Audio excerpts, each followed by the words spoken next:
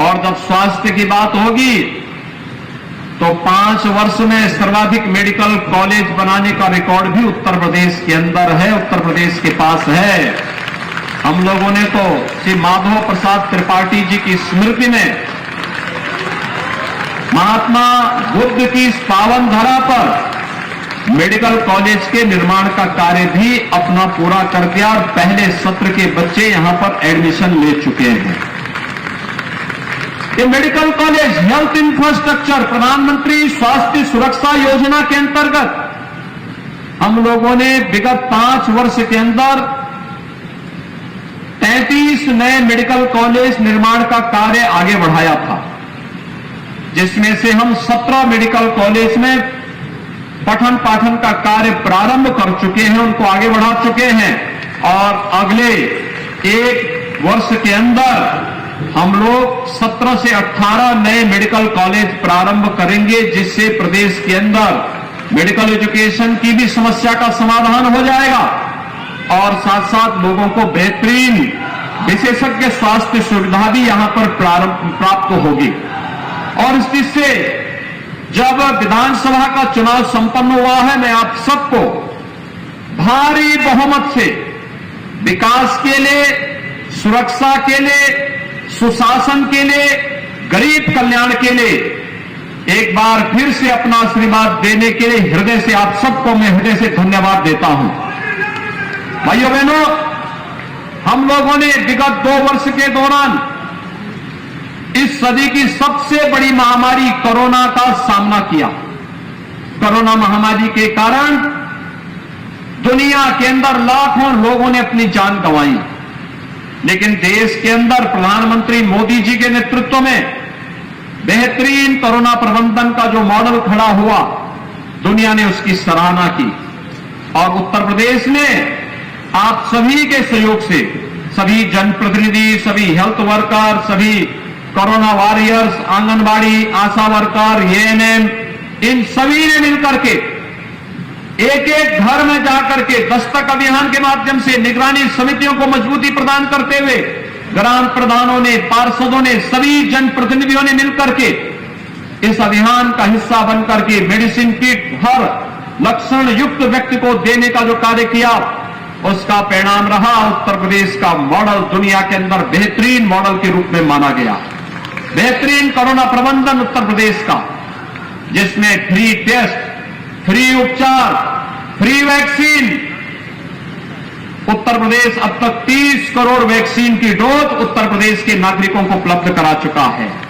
और जब double engine की सरकार होगी तो डबल डोज राशन की भी प्राप्त होगी ही, और ये डबल डोज राशन की भी प्रदेश के हर जरूरतमंद को उपलब्ध करवाने का कार्य भी किया गया।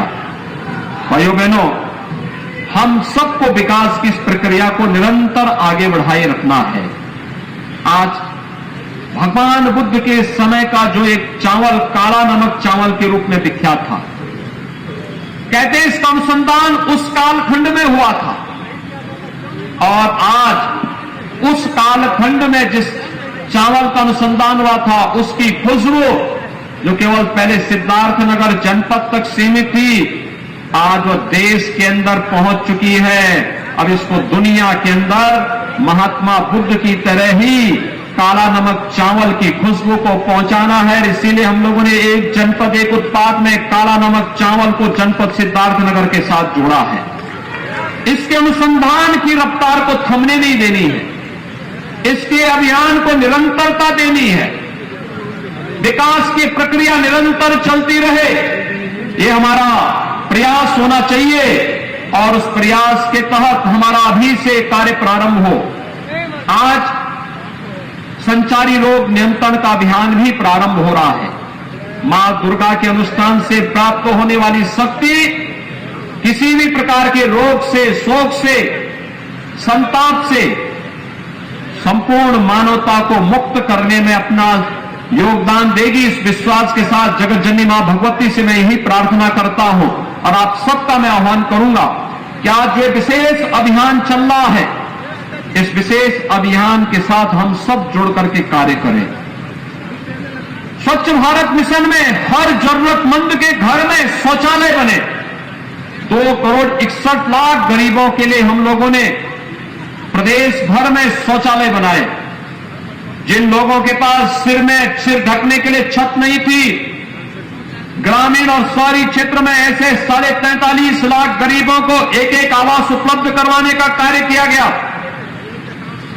जिन लोगों के पास राशन के कार्ड नहीं थे, ऐसे 15 करोड़ लोगों को राशन की सुविधा फ्री में उपलब्ध करवाने का कार्य कोरोना जैसी महामारी के दौरान किया गया।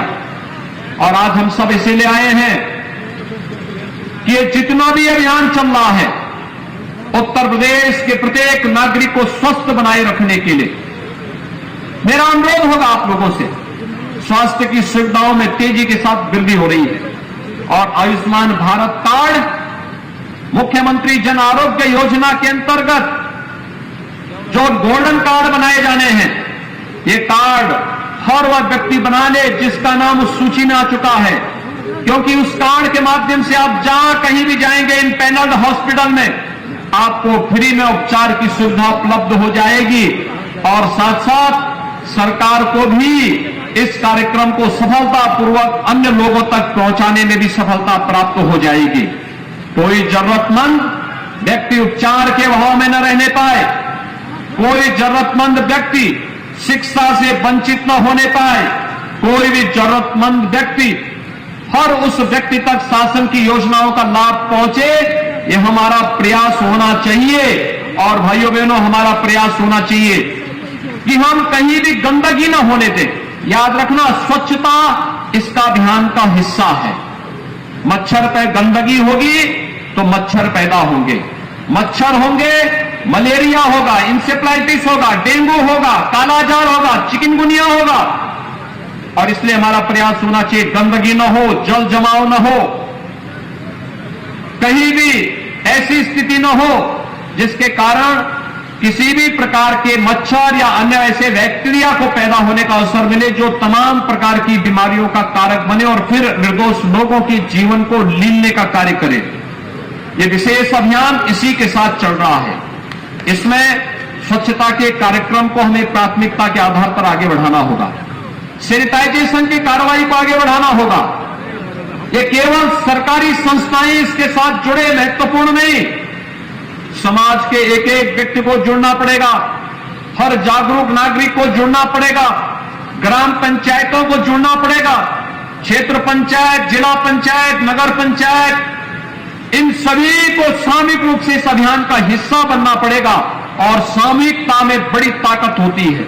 इस सामूहिक ताकत जब आगे जाएगी तो इंसेफ्लाइटिस यानी मस्तिष्क ज्वर के साथ साथ डेंगू है, मलेरिया है, फाइलेरिया है, चिकनगुनिया है, ये जितनी भी अन्य बीमारियां हैं, इनसे तो हमें राहत देगी ही।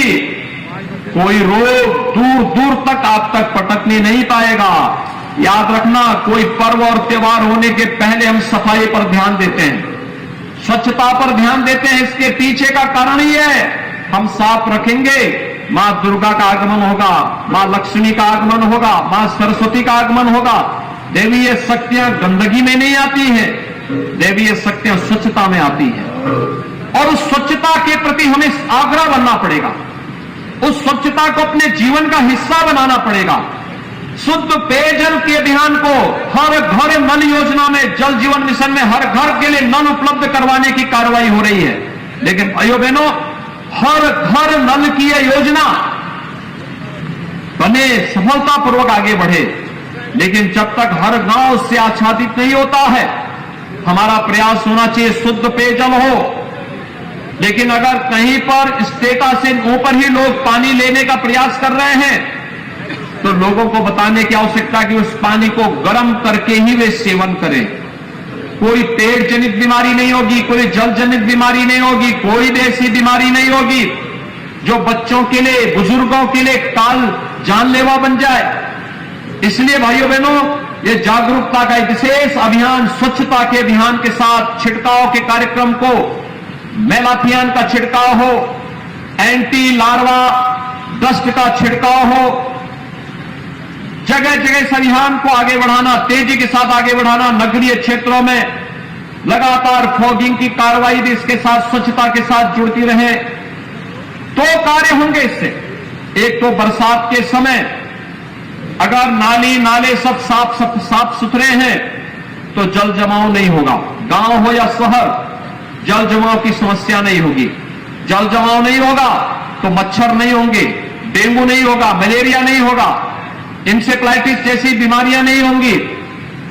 अगर बच्चा स्वस्थ है, प्रत्येक नागरिक स्वस्थ है, तो वह केवल व्यक्ति नहीं, परिवार स्वस्थ होता है। परिवार स्वस्थ है तो समाज स्वस्थ होता है, समाज स्वस्थ होता है तो प्रदेश स्वस्थ होता है। और उत्तर प्रदेश जैसा राज्य अगर अपने के लिए स्वास्थ्य का एक निश्चित मानक तय कर देता है तो याद रखिए, यह भारत के स्वास्थ्य इंडिकेटर को और नई ऊंचाइयां प्रदान करता है और उसमें हम सबका सामूहिक योगदान होना चाहिए। इसके साथ ही जागरूकता के कार्यक्रम के साथ जापानी इंसेफ्लाइटिस के वैक्सीन भी लगने प्रारंभ होंगे। वर्ष में 3 बार हम एक कार्यक्रम चलाते हैं और 3 बार चलने वाला एक कार्यक्रम बरसात के पहले, यानी 3 महत्वपूर्ण जो प्रदेश के अंदर ऋतुएं हैं, उन तीनों को आधार मान करके हम लोगों ने 3 बार ये चलाया है। इसमें स्वास्थ्य विभाग को नोडल विभाग बनाया गया है, ग्राम्य विकास और पंचायती राज, नगर विकास, महिला और बाल विकास, माध्यमिक और बेसिक शिक्षा, समाज कल्याण विभाग, दिव्यांगजन विभाग, इन सभी को एक साथ जोड़ करके यह एक अभियान एक साथ आगे बढ़ रहा है। आज हम इस कार्यक्रम को आगे बढ़ा रहे हैं। कल आपने देखा होगा 1 अप्रैल से गेहूं क्रय केंद्र प्रारंभ हुए हैं। यह सच है कि अभी गेहूं को तैयार होने में कम से कम 1 सप्ताह लगेगा, लेकिन आने वाले समय में जब गेहूं तैयार होंगे तो क्रय केंद्र आपके लिए तैयार मिलेंगे और इस अभियान को हम तेजी के साथ आगे बढ़ाएंगे। किसी भी अन्नदाता किसान को परेशानी नहीं होगी। इसके लिए यह कार्यक्रम हमारा आगे बढ़ाने का कार्य होगा।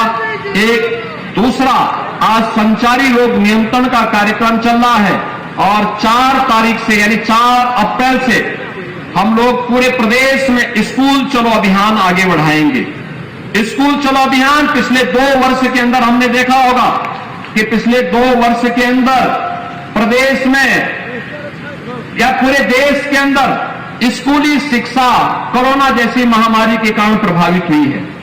हमारा प्रयास होना चाहिए कोई बच्चा स्कूल से वंचित न रहने पाए और 4 से जो अभियान चलेगा, हर एक सामाजिक संगठन, स्वयंसेवी संगठन, शिक्षा विभाग, जनप्रतिनिधि, इन सबसे मेरा आह्वान होगा, इस अभियान के साथ हम उन्हें जोड़ करके इस अभियान को सफलतापूर्वक आगे बढ़ाने का कार्य करेंगे।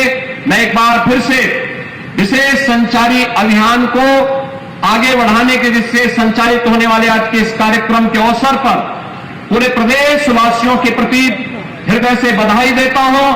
उन्हें भारतीय नव संवत्सर की अपनी शुभकामनाएं देता हूं और विश्वास व्यक्त करता हूं ये कार्यक्रम सफलतापूर्वक आगे चल करके पूरे प्रदेश के अंदर प्रत्येक नागरिक को प्रदेश के अंदर संचारी रोगों से बचाने में महत्वपूर्ण भूमिका का निर्वहन करेगा। आप सबके प्रति मेरी शुभकामनाएं। धन्यवाद। जय हिंद।